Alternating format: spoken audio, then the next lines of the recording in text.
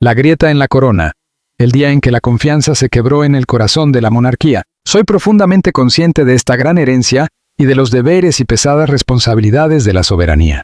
Con estas palabras, pronunciadas en un contexto de solemnidad y continuidad histórica, Carlos III había definido su papel al ascender al trono. Sin embargo, lo que siguió meses después pondría a prueba no solo su liderazgo, sino la propia estabilidad de la institución que juró proteger. El anuncio emitido por Buckingham Palace cayó como un rayo sobre la opinión pública. Camila era despojada de su título de reina consorte y pasaba a ser conocida como princesa consorte. Una medida disciplinaria sin precedentes en la historia moderna de la monarquía británica, que dejaba entrever una crisis de proporciones insospechadas. En el centro del escándalo se encontraba la misteriosa desaparición de un anillo de oro galés, una reliquia cargada de simbolismo. No era una joya cualquiera, sino un emblema de la continuidad dinástica, forjado con oro de antiguas minas y transmitido a lo largo de generaciones como señal tangible de legitimidad. Su ausencia no solo implicaba una pérdida material, sino una herida herida en el relato histórico de la corona. Los hechos se desencadenaron en Balmoral Castle, refugio privado de la familia real. En una fría noche de febrero, el rey descubrió que el anillo había desaparecido de una caja de terciopelo azul, guardada en una caja fuerte secreta. No había señales de forzamiento, ni indicios de intrusión externa. El silencio que rodeaba el incidente era, en sí mismo, perturbador. La reacción fue inmediata. Se ordenó un cierre total del recinto, se desplegaron equipos de seguridad de élite y se inició una investigación exhaustiva. Sin embargo, cuanto más avanzaban las pesquisas, más inquietante resultaba la conclusión. Quien había tomado el anillo conocía perfectamente los sistemas, los horarios y los hábitos del monarca. En ese ambiente de sospecha creciente, todas las miradas comenzaron a converger en una figura que pocos se atrevían a señalar abiertamente. Camila, hasta entonces el pilar emocional del rey, empezó a ocupar el centro de las especulaciones. Su actitud en los días previos, serena, casi distante, adquiría ahora un nuevo significado. La situación alcanzó un punto crítico cuando apareció en una entrevista televisiva en directo. Lejos de adoptar un tono conciliador, minimizó la importancia del anillo y de otros símbolos tradicionales de la monarquía. Sus palabras, interpretadas por muchos como desafiantes, encendieron aún más el debate. ¿Se trataba de una simple imprudencia o de un movimiento calculado? Para Carlos III, la dimensión del conflicto era profundamente personal. No solo enfrentaba una posible traición en el seno de su círculo más íntimo, sino también una amenaza directa a la credibilidad de la institución. Recordaba con claridad la noche anterior al descubrimiento, cuando ambos compartían un momento de calma junto al fuego. Ese recuerdo, ahora teñido de duda, se transformaba en una fuente de inquietud constante. A medida que la investigación se intensificaba, pequeños detalles comenzaban a cobrar relevancia. Una puerta entreabierta en horas inusuales, miradas evasivas del personal, silencios incómodos en los pasillos del palacio. Todo componía un mosaico fragmentado que apuntaba hacia una verdad incómoda. El rey, conocido por su temple, empezó a sentir cómo la incertidumbre daba paso a una creciente ira contenida. Caminaba de un lado a otro en su estudio, el eco de sus pasos resonando en la madera, mientras intentaba ordenar sus pensamientos. La posibilidad de que la amenaza proviniera de alguien tan cercano resultaba difícil de aceptar, pero cada nueva pista parecía empujarlo hacia esa conclusión. Más allá del drama personal, lo que estaba en juego era el equilibrio mismo de la monarquía. La decisión de degradar a Camila no solo buscaba establecer responsabilidades, sino también enviar un mensaje claro. Ninguna figura, por elevada que sea, está por encima del deber hacia la corona. Camila se deslizaba entre los invitados con una elegancia medida. Su sonrisa era precisa, calibrada tras décadas de escrutinio público. Pero no era su vestido ni su compostura lo que captaba todas las miradas. Era su muñeca derecha. Allí, cada vez que alzaba una copa o acomodaba su cabello, un destello verde intenso rompía la luz de la sala. Un brazalete nuevo, exquisito, con una esmeralda central profunda, casi hipnótica. Entre los conocedores de joyería, el murmullo fue inmediato. La piedra guardaba una inquietante semejanza con la gema que había adornado el anillo galés del rey, ahora desaparecido. La esmeralda brillaba como un ojo frío, observando en silencio cómo las sospechas comenzaban a propagarse. Y en lo más profundo, Camila parecía consciente de ello. No se ocultaba. Al contrario, hacía pequeños gestos deliberados. Rozaba el brazalete con sus dedos, Pausaba ligeramente frente a los fotógrafos. Para ella, aquello no era solo una joya. Era una pieza de ajedrez. Una declaración silenciosa de poder. Lejos de la culpa, había en su interior una chispa de emoción. Poseía algo capaz de sacudir los cimientos de toda una monarquía. En paralelo, dentro del Palacio de Buckingham, la tensión se endurecía. Los asesores, antes engranajes perfectamente sincronizados, ahora se dividían. Las reuniones a puerta cerrada estaban cargadas de miradas esquivas. Un grupo defendía la dignidad de la reina consorte, atribuyendo todo a coincidencias o estrategias de imagen. El otro, leal a Carlos, empezaba a sentir el frío aliento de la traición. El momento era demasiado preciso. La aparición de una joya tan similar, justo después de la desaparición de una pieza invaluable, no podía ser ignorada. El silencio en los pasillos ya no era solemne, era sospechoso. Entonces ocurrió algo más. En la oscuridad de la noche, una figura abandonó discretamente los aposentos asignados al séquito de Camila. Era una asistente personal de confianza, alguien que había estado a su lado durante años. Llevaba una pequeña maleta. Su salida fue rápida, sin despedidas, sin aviso. Bajo la luz amarillenta de las farolas, su sombra se alargó antes de desaparecer en las calles de Londres. Fue el último elemento que faltaba para quebrar la ilusión de control. De regreso en su estudio, Carlos examinaba las primeras páginas de los periódicos. La imagen de Camila dominaba cada portada. Su mirada se detuvo en el brazalete. Bajo el lente de la sospecha, la esmeralda ya no era un símbolo de elegancia. Era una herida abierta, una prueba viva de una traición que aún no podía pronunciar en voz alta. Sus ojos se oscurecieron. Ya no veía a la mujer que amaba. Veía a alguien que parecía observar su dolor con una calma inquietante. Todo, a su alrededor, comenzaba a parecer falso. Cada sonrisa capturada por los fotógrafos, cada gesto cuidadosamente ejecutado, adquiría un nuevo significado. Desafío. Dentro de los muros de Castillo de Balmoral, la investigación había dejado de ser un simple procedimiento. Se había transformado en una disección psicológica, lenta y agonizante. No se trataba solo de encontrar una joya perdida. Se trataba de desentrañar una verdad más peligrosa, que el enemigo no estaba fuera, sino dentro. No había signos de violencia. Ninguna cerradura forzada, ningún rastro de herramientas rudimentarias.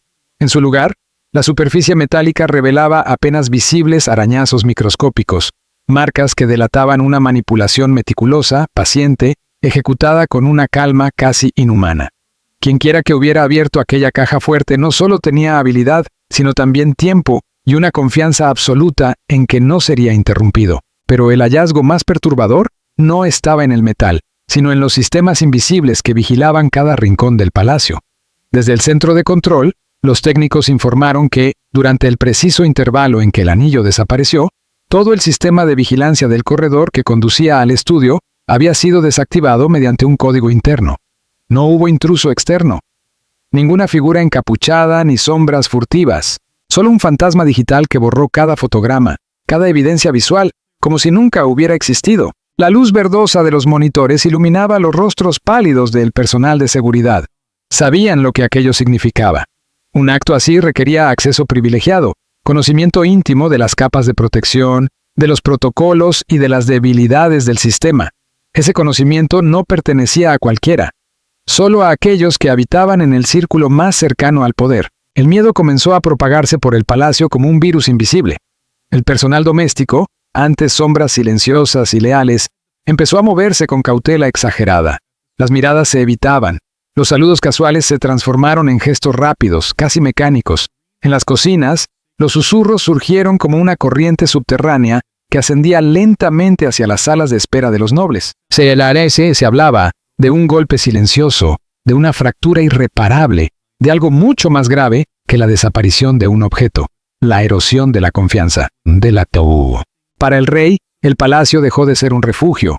Cada pasillo se convirtió en un laberinto de dudas. Al caminar junto a los retratos de sus antepasados, sentía el peso de sus miradas pintadas, como si lo juzgaran desde otro tiempo. Ya no confiaba en los informes que llegaban a su escritorio, ni en las palabras cuidadosamente medidas de sus cortesanos. La traición no venía de un enemigo lejano. Respiraba el mismo aire, caminaba por los mismos suelos, compartía el mismo techo. El aislamiento comenzó a consumirlo. Las cenas formales, antes coreografías de tradición y protocolo, se transformaron en rituales tensos dominados por silencios incómodos. Cada gesto era observado, cada palabra medida, como si todos temieran decir más de lo necesario, o, peor aún, revelar demasiado. La crisis alcanzó su punto más alto una tarde gris, cuando el rey, casi por inercia, abrió el sitio oficial de la familia real para revisar los anuncios programados. Lo que encontró lo dejó inmóvil. En la página de perfiles, el título de Camila había sido alterado.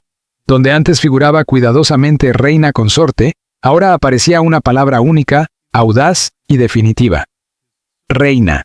El cambio no tenía aprobación oficial. No había pasado por el consejo ni por la firma del monarca. Era, en esencia, una apropiación digital del poder, silenciosa pero profundamente simbólica. Una reescritura de la jerarquía en tiempo real. El rey permaneció mirando la pantalla, la luz azul delineando el temblor en su mano. No era un simple error técnico. Era una señal. Alguien había tomado el control de la narrativa pública de la monarquía.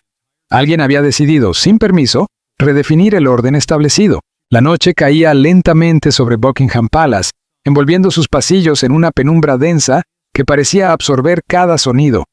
En el corazón de ese laberinto de mármol y tradición, Carlos III permanecía en su estudio, ajeno al paso del tiempo, mientras los ecos de una crisis silenciosa se acumulaban a su alrededor. Fue entonces cuando Thomas entró. No irrumpió, ni habló de inmediato. Llevaba consigo una gruesa carpeta repleta de documentos cubiertos de anotaciones manuscritas. Su andar era lento, casi ceremonial, como si cada paso marcara el peso de una decisión irreversible.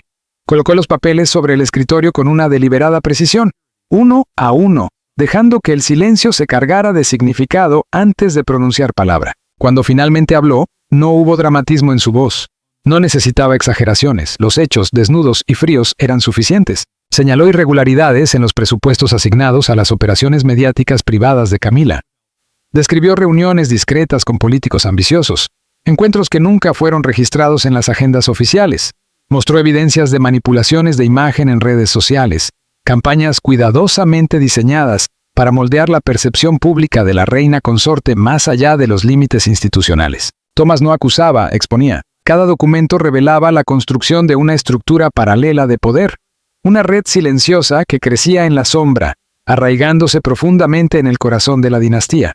No era un golpe repentino, sino una infiltración lenta, casi imperceptible, pero meticulosamente ejecutada. Su advertencia resonó como una campana en la quietud de la noche. Instó al rey a actuar de inmediato, a recuperar el control de los símbolos, de los recursos, del personal, a impedir que aquello que representaba la continuidad de la corona se transformara en instrumentos al servicio de intereses personales. A la luz tenue de una lámpara, el rostro de Thomas reflejaba una mezcla de determinación y tristeza. Sabía lo que estaba en juego. Sabía que al pronunciar aquellas palabras ponía en riesgo su carrera, su reputación, quizá incluso su honor. Pero también sabía que el silencio sería una forma de complicidad. Carlos III no respondió. El rey permaneció inmóvil, con la mirada fija en los documentos, aunque sus ojos parecían dirigirse mucho más allá. El cansancio acumulado, la carga de los años y la herida invisible de la traición habían erosionado la claridad que alguna vez definió su carácter. Quería creer en Thomas, en su lealtad incuestionable, pero aceptar sus palabras implicaba admitir algo aún más devastador, que la mujer en quien había confiado plenamente podía estar tejiendo una red de poder a sus espaldas. Esa duda, ese instante de vacilación, abrió un vacío peligroso. Menos de 24 horas después llegó la respuesta. No en forma de reflexión ni de investigación, sino como un decreto administrativo frío y contundente. Thomas era reasignado a un puesto diplomático menor en un territorio remoto. La decisión se ejecutó con una rapidez brutal, sin despedidas, sin reconocimientos, sin siquiera una explicación pública. Su salida fue silenciosa, casi invisible, como si nunca hubiera estado allí. Desde una ventana de Balmoral Castle, el rey observó cómo la figura encorvada de su consejero desaparecía más allá de las rejas de hierro. En ese momento, algo dentro de él se quebró.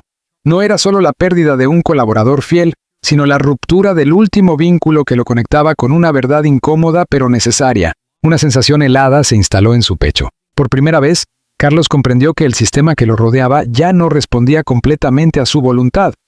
Decisiones que no controlaba, órdenes que no había dado, advertencias que eran sofocadas antes de llegar a él. Todo parecía filtrado, manipulado por una fuerza invisible pero poderosa. El poder, comprendió, había cambiado de dirección. Ya no fluía hacia el trono, sino que se desviaba, acumulándose en lugares que él no podía alcanzar. Esa realización lo sumió en una parálisis emocional.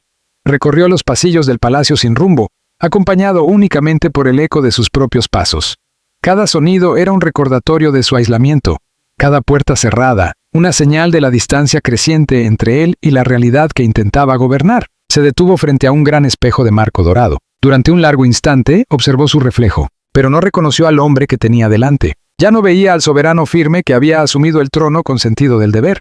En su lugar, percibía a una figura solitaria, un rey que aún llevaba la corona, pero que había perdido el cetro invisible de la autoridad real.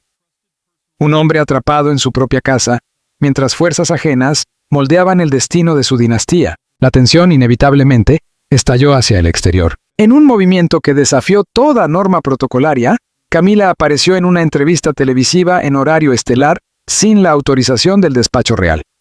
Frente a las cámaras, su presencia era distinta, más aguda, más segura, casi desafiante. Sus ojos reflejaban una determinación que no dejaba espacio para la duda. Cuando el entrevistador abordó el tema de los símbolos tradicionales de la monarquía, no esquivó la pregunta. La enfrentó directamente. Sus palabras, medidas pero cargadas de intención, insinuaban una visión distinta del poder, una reinterpretación de los símbolos que durante siglos habían sostenido la legitimidad de la corona. Para algunos era una modernización necesaria, para otros, una transgresión peligrosa. Dentro del palacio, sin embargo, el efecto fue devastador. Para Carlos III, aquello no era solo una declaración pública, era la confirmación de que la crisis ya no podía contenerse entre muros de piedra y protocolos centenarios. Había cruzado el umbral hacia el escrutinio público, donde cada gesto, cada silencio, cada decisión sería analizada sin piedad. La escena que millones presenciaron en directo marcó un antes y un después en la historia reciente de la monarquía. Con una voz serena, pero impregnada de un desprecio imposible de ocultar, Camila desestimó el valor de las reliquias reales. Para ella, anillos y coronas no eran más que vestigios de un pasado obsoleto, cargas de metal incapaces de sostener una dinastía moderna que, según sus palabras, debía basarse en poder real y no en símbolos heredados. Cada frase cayó como una cuchilla invisible. No era solo una opinión, era una ruptura. Un gesto que parecía cortar los últimos hilos que aún unían a Carlos III con la tradición que había dedicado su vida a preservar. El público quedó paralizado ante el giro abrupto de aquel discurso. Dentro de Buckingham Palace, el impacto fue aún más profundo. Los cortesanos, inmóviles frente a las pantallas, comprendieron que aquello no era una simple declaración polémica, sino una silenciosa declaración de guerra. Desde una sala en penumbra, el rey observaba. No apartó la mirada del rostro de la mujer que aparecía en pantalla. Pero el dolor que lo atravesaba no provenía de la desaparición del anillo ni del escándalo en sí. Era algo más profundo. La sensación de que la esencia misma de la monarquía estaba siendo desafiada públicamente. Aquello ya no era un robo, era una demolición. Cuando la transmisión terminó y la pantalla quedó en negro, el silencio se volvió asfixiante. La habitación, repleta de objetos históricos y recuerdos familiares, pareció cerrarse sobre él. Cada retrato, cada reliquia, cada símbolo que antes representaba continuidad, ahora pesaba como una carga insoportable. Necesitaba aire. Sin pensarlo demasiado, tomó un abrigo y salió hacia los jardines de Balmoral Castle. La noche escocesa lo recibió con un frío cortante. El viento agitaba los pinos, y el crujir de las hojas secas bajo sus pasos sonaba como susurros de otro tiempo, ecos de generaciones que habían protegido aquello que ahora parecía desmoronarse. Caminó sin rumbo fijo. Sus pasos lo llevaron hasta la vieja fuente, un lugar cargado de recuerdos. Allí había paseado con Camila en días más tranquilos, cuando el peso del deber parecía compartido y no una carga solitaria. La luz de la luna se filtraba entre las ramas, y entonces lo vio, un destello verde, frío, cortante, oculto entre la hierba húmeda. Se agachó lentamente. Sus dedos, temblorosos, apartaron las hojas hasta encontrarlo. Un fragmento de esmeralda, irregular, afilado, inconfundible. Lo sostuvo frente a la luz pálida, reconociendo al instante su origen. Era parte del anillo perdido, el mismo que había visto reproducido en imágenes recientes, brillando en la muñeca de Camila. La coincidencia era demasiado precisa, demasiado cruel para ser ignorada. Aquel fragmento no era solo una prueba, era una confesión silenciosa. El corazón del rey se contrajo. Lo que sostenía en su mano no era únicamente una evidencia de traición, sino el símbolo de algo más profundo. La fractura irreversible de una relación en la que había invertido no solo afecto, sino también legitimidad. Cerró el puño. Las aristas de la piedra se clavaron en su piel. y el dolor físico se convirtió en un ancla frente al torbellino emocional. Por primera vez desde que comenzó la crisis no había dudas, no había interpretaciones posibles. La verdad era tan fría y cortante como la esmeralda. Allí, en la oscuridad del jardín, algo cambió. La desesperación alcanzó su punto más bajo, y desde ese abismo comenzó a emerger una decisión. Una resolución nacida del dolor, pero firme. Sabía lo que debía hacer, aunque el precio fuera una soledad absoluta en el trono. A la mañana siguiente, la niebla cubría las torres de Balmoral. Cuando Camila regresó, lo hizo con la seguridad de quien cree haber ganado una batalla. Pero el silencio que encontró en el gran salón apagó cualquier atisbo de triunfo. Algo había cambiado. Al fondo del corredor, bajo la luz tenue de los candelabros, esperaba el rey. Su figura proyectaba una presencia distinta. Ya no había rastro de duda ni de agotamiento. En su lugar, emergía una autoridad fría, implacable, forjada en la aceptación de una verdad dolorosa. El enfrentamiento fue silencioso. Carlos no habló, simplemente abrió la mano. En su palma, la esmeralda rota brillaba con una luz opaca. Por un instante, el rostro de Camila se quebró. Fue apenas un segundo, pero suficiente para revelar que comprendía el significado de aquel gesto. Sin embargo, en lugar de negar o desviar, optó por la franqueza más cruda. Su gesto fue firme, casi desafiante, y su mirada se clavó directamente en los ojos de Charles sin vacilar. No había culpa, ni duda, ni siquiera una sombra de arrepentimiento. En aquel instante quedó claro que no se trataba de un préstamo imprudente ni de un error impulsivo. Había tomado algo más que un objeto. Había reclamado un símbolo, el alma misma de la sucesión, como una declaración de independencia. La grieta en la esmeralda se convirtió en el reflejo físico de un matrimonio quebrado tras décadas de historia compartida. Un vínculo que, visto desde fuera, había resistido tormentas, críticas y silencios, pero que en su núcleo había comenzado a fracturarse mucho antes de que aquella joya fuera dañada. La respuesta institucional no tardó. En cuestión de minutos, se convocó una reunión de emergencia del Consejo Privado en el Salón de Estado del Castillo. La atmósfera estaba cargada de gravedad. Alrededor de la larga mesa ovalada, las figuras más influyentes del reino ocupaban sus asientos con rostros tensos y pálidos. Nadie hablaba en voz alta. Incluso los susurros parecían indebidos ante la magnitud de lo ocurrido. Uno a uno, los hechos fueron expuestos con frialdad. Las cámaras desactivadas mediante un código interno, la alteración no autorizada del título en el sitio oficial, y la actitud inequívoca de ella, que muchos interpretaron como una confesión silenciosa. Lo que había comenzado como un incidente privado, se transformó, en cuestión de horas, en una crisis constitucional. Ya no era un asunto de familia. Era un desafío directo a la estructura misma de la monarquía. Charles presidía la mesa desde la cabecera. Su expresión era distante, casi vacía. Observaba a quienes en ese momento sostenían el destino de la dinastía entre sus manos. Dentro de él, sin embargo, no había ira visible, sino una sensación de agotamiento absoluto, como si la carga de los años y de las decisiones no tomadas hubiera caído de golpe sobre sus hombros. Aún así, el deber no le permitió vacilar. Las deliberaciones se extendieron durante horas tensas y meticulosas. Cada palabra era medida, cada implicación cuidadosamente considerada. Finalmente, se alcanzó una decisión. Oficialmente se mantuvo en secreto, pero las filtraciones no tardaron en propagarse como un incendio silencioso. Ella sería despojada de su título de reina consorte. En su lugar, pasaría a ser princesa consorte, una degradación sin precedentes en su simbolismo. Además, se le exigiría una disculpa pública ante el Consejo, asumir la responsabilidad financiera completa por la restauración de la joya y aceptar severas restricciones en sus apariciones mediáticas futuras. Aquella misma tarde, un comunicado breve y frío fue emitido desde el palacio. No contenía detalles, ni emociones, ni explicaciones extensas. Pero su impacto fue inmediato y global. Horas después, abandonó Balmoral en un automóvil negro sin distintivos.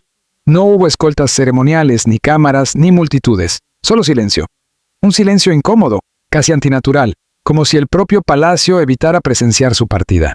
Charles permaneció junto a la ventana, inmóvil, observando cómo el vehículo desaparecía entre los antiguos pinos. En su mano sostenía el anillo de oro galés, ahora en camino hacia los mejores expertos en restauración del mundo. Sabía que podían reparar el metal, podían pulir la superficie, reforzar el engaste, incluso disimular parcialmente el daño. Pero la grieta en el corazón de la esmeralda nunca desaparecería por completo. Y eso era lo verdaderamente insoportable, porque aquella marca no era solo física, era una inscripción permanente del instante exacto en que la confianza murió. el momento en que la ambición cruzó un límite del que no hay retorno. El precio que la casa de Windsor pagó por permitir que el poder y el afecto se entrelazaran hasta volverse indistinguibles. La joya sobreviviría, el símbolo también, pero su pureza original se había perdido para siempre.